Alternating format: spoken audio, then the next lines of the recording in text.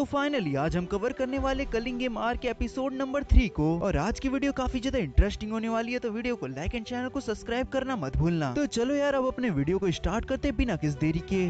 फिर हम मास्टर टेंजिन को देखते जो कि सभी को हेलो कह रहे होते बस यूकी को छोड़ के, जिस पर यूकी मास्टर टेंजिन से कहती है तो क्या तुम मुझे हेलो नहीं कहोगे, जिस पर मास्टर टेंजिन बोलते हैं कि ये हमारी पहली मुलाकात नहीं है, क्यों यूकी। जिसके बाद यूकी पूछती है तुमने टॉम को क्यों बंद कर दिया था, जिस पर मास्टर टेंजिन बोलते मुझे लगा कहीं तुम कंजाकू के साथी तो नहीं हो, जिस पर यूकी कहती है क्या कंजाकू, जिस पर टेंजिन बताते कंजाकू ही नोरिटोशी कमाओ है जो कि अभी सुगुरो गेतु के बॉडी के अंदर है। तभी इधर यूजी टेंजिन से पूछता है मास्टर टेंजिन आखिर आप ऐसे क्यों दिखते हैं, जिस पर मास्टर टेंजिन हंसते हुए कहते जब तुम भी 500 साल के हो जाओगे तब तुम भी ऐसे ही दिखोगे, भले ही मैं इमॉर्टल हूँ पर मेरी एज भी बढ़ते जा रही है। तब टेंजिन बताते 12 साल पहले मैं स्टार प्लाज्मा वेसल से मर्ज नहीं हो पाया था जिसकी वजह से मेरी एज बढ़ती जा रही है। जिस पर यूकी पूछती है तो उसके बाद क्या कोई दूसरी स्टार प्लाज्मा वेसल नहीं थी। तभी उन दोनों को रोकते हुए मेगुमी कहता है हम बस यहाँ पर ये पूछने आए थे कि कंजाकू का क्या प्लान है और प्रिजन रैम को कैसे खोलना है। ये सुनकर टेंजिन कहते मैं इसके बारे में तुम्हें बता दूंगा पर उससे पहले मेरी एक कंडीशन है। मास्टर टेंजिन बोलते यूता यूकी और चोजो तुम तीनों में से किसी दो को मेरी रक्षा करनी होगी। और ये सुनकर वहाँ पर सभी लोग शॉक हो जाते हैं क्योंकि उन लोगों को लग रहा था कि मास्टर टेंजिन इमॉर्टल है, पर यूकी इस बात के लिए मान जाती है और वो पूछती है हमें तुम्हें कितने दिनों तक गार्ड करके रखना होगा। जिसके बाद मास्टर टेंजिन बोलते तो ठीक है मैं तुम्हें कंजाकू के बारे में बता देता हूँ। वो बताते कंजाकू का ऑब्जेक्ट ह्यूमंस को इवॉल्व करना है थ्रू आउट द जापान। जिस पर मेगुमी कहता है इसके बारे में तो हमें पता है, वो आखिरकार करना क्या चाहता है और आखिर कंजाकू ने अपनी बैरियर टेक्निक का इस्तेमाल क्यों नहीं किया था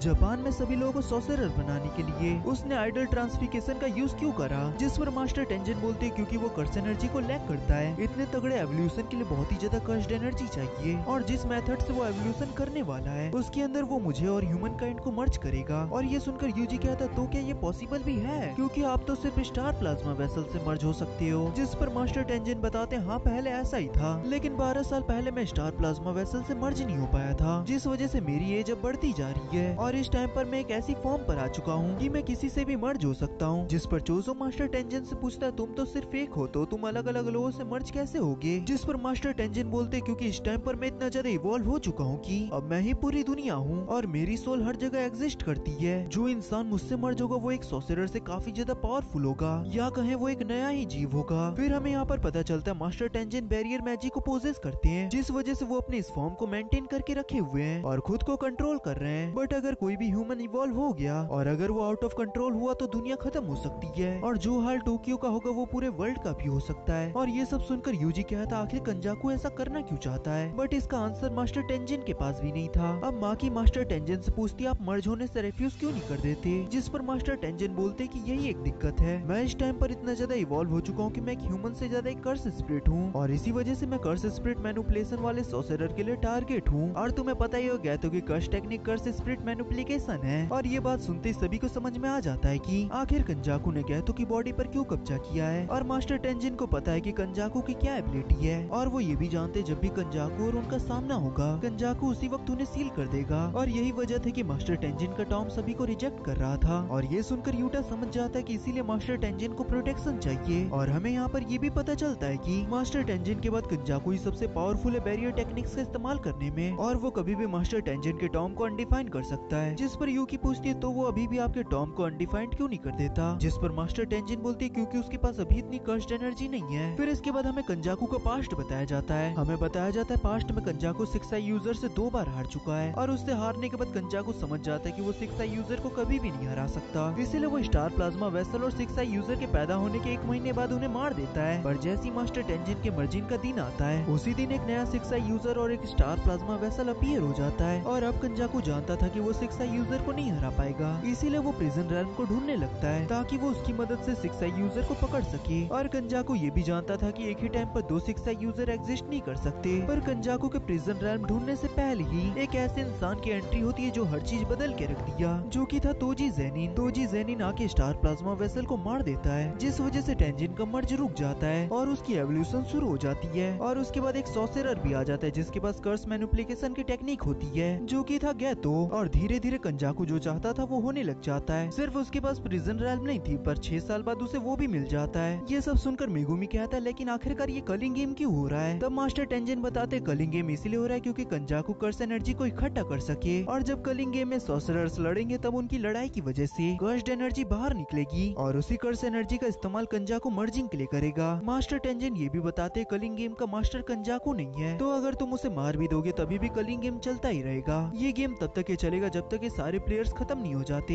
एक दूसरे को मारकर या फिर पार्टिसिपेशन से रिफ्यूज करके, जो कि मौत ही है। और ये सब सुनकर यूता कहता है इसका मतलब हमें कलिंग गेम में पार्टिसिपेट लेना होगा और एक ऐसे रूल को ऐड करना होगा जिसकी मदद से मेगुमी की बहन और अनविलिंग पार्टिसिपेट्स को बाहर निकालना होगा। और मेगुमी भी कहता है कि हमें गोजो सेंसे को आजाद करवाना होगा, वो इंसान अकेले इन सब चीजों को सेटल कर देगा। तब यूजी मास्टर टेंजन से पूछता है कि पहले आप ये डिसाइड करिए कि यहाँ पर कौन रुकने वाला है। तभी यूकी और चोजो कहते हैं हम लोग यहाँ पर रुकेंगे। तभी हम देखते मास्टर टेंजन एक होल में से back of the prison realm निकालते हैं, जो कि प्रिजन रैल्म की बैक होती है, यानी कि उसका बैक गेट। मास्टर टेंजन बताते इसका इस्तेमाल तुम तब तक ये नहीं कर सकते जब तक कि तुम्हारे पास प्रिजन रैल्म का फ्रंट गेट नहीं होगा। बट इसको खोलने का दूसरा भी तरीका है, जो कि इन्वर्टेड स्पीयर ऑफ हेवन और ब्लैक रोप, और इन दोनों ही चीजों की मदद से इसको अनवांटेड तरीके से खोला जा सकता है। But inverted spear of heaven को गोजो ने 12 साल पहले ही तोड़ दिया था और पिछले ही साल गोजो ने सारी ब्लैक रोप को गायब कर दिया था। और ये सुनकर यूजी और मेगुमी काफी ज्यादा डिसअपॉइंट हो जाते हैं। बट यूकी कहती है इसको खोलने का कोई दूसरा तरीका भी होगा, क्यों है ना, जिस पर मास्टर टेंजन हाँ कहते हैं और आगे बताते कलिंग गेम में जो प्लेयर पार्टिसिपेट ले रहे हैं उनमें से 1000 साल पुराना सॉर्सरर भी है जिसका नाम एंजल है, वो इस गेट को खोलने में तुम्हारी मदद कर सकता है। जिस पर मेगुमी कहता मास्टर टेंजन आपको पता है वो अभी कहाँ पर है, जिस पर मास्टर टेंजन बोलते शायद से वो टोक्यो के ईस्ट साइड होगा, मेरे पास उसके बारे में कुछ ज्यादा इन्फॉर्मेशन नहीं है। इसके बाद हमें पता चलता है जापान में 10 कॉलोनीज बन चुकी है जो कि बैरियर से कवर है, उसके एक साइड पर ह्यूमन से और एक साइड पर सॉर्सरर्स हैं और काफी ह्यूमन सॉर्सरर वाली साइड पर भी फंसे हुए हैं। जिसके बाद मेगुमी मास्टर टेंजन से पूछता है कलिंग गेम को कंप्लीट होने में कितना टाइम लगेगा,